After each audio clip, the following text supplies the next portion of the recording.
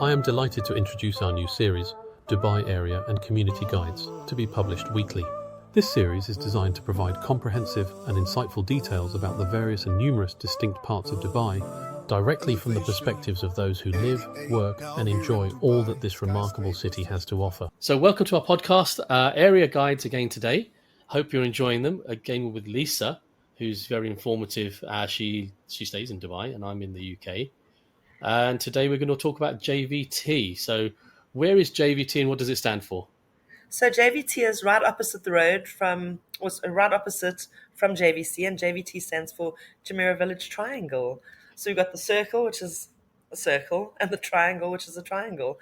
It's across the highway; you can't walk to it, but JVT is a mixed community of villas, townhouses, and apartment buildings. It's a great community. I lived there for 7 years while it was still under construction. But it's a beautiful little community. Also, it's got great parks. There are schools within the community. There is Arcadia, and there is also Sunmark. That's the other school. They also have a mall in JVT. It borders on to the Springs and Meadows and Jumeirah Park.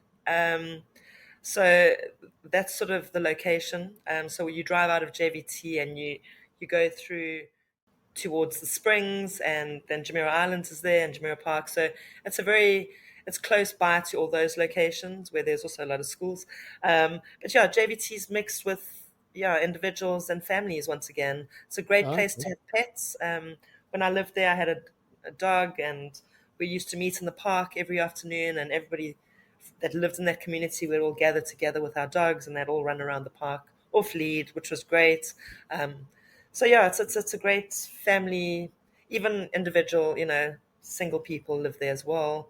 It's a very good community in my opinion. Prices aren't too extreme.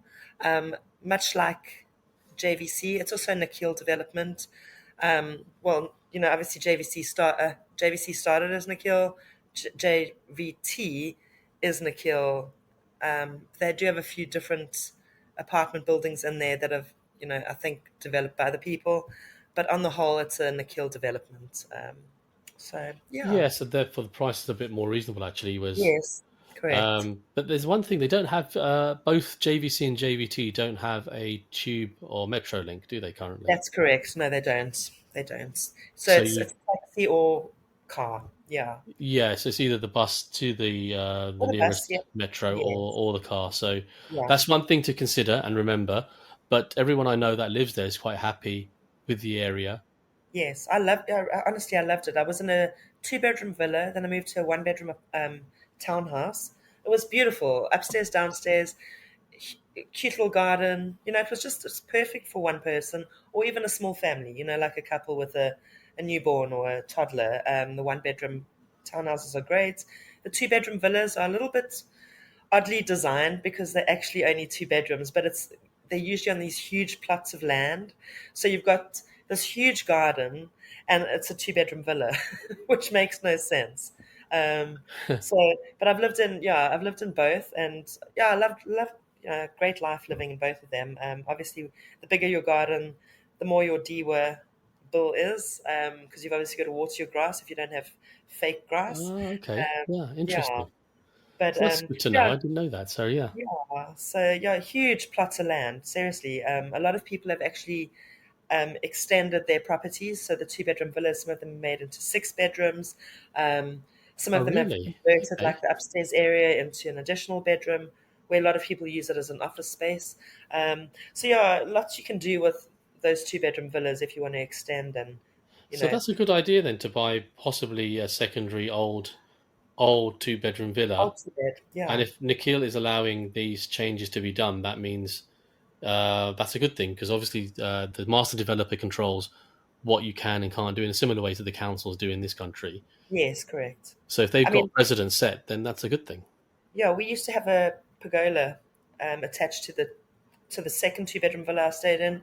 I shared with a friend, and there was a pergola attached to the property, and the landlord wanted to sell, but before he could, and it was an illegal erection, that he hadn't got permission for it. So before you could sell, it has to be removed. So they came in and took it down, this wooden, solid pergola. So yeah, you got to be mindful of your, the restrictions and getting permissions in order to extend and do what you want to. So even to put a pool in, I'm sure you would need permissions. But seriously, these properties and the ground space is phenomenally big. So you could do a pool, you can do a little, small little annex if you wanted. They're really excessively big, surprisingly. So yeah, but it's a great little community, especially now that they've also got a mall. There used to be supermarkets, obviously, on certain corners, and there was a pharmacy and things like that. But also you're not far from like the Springs and the Meadows, where there's also, they've got um, a clinic and things like that as well. So it's really centrally located. I used to, obviously, when lived there, I worked in JLT. It was like a 15-20 minute drive at the most, which was great in the morning, and you can go to the back roads, saves you a lot of time and stress from the traffic.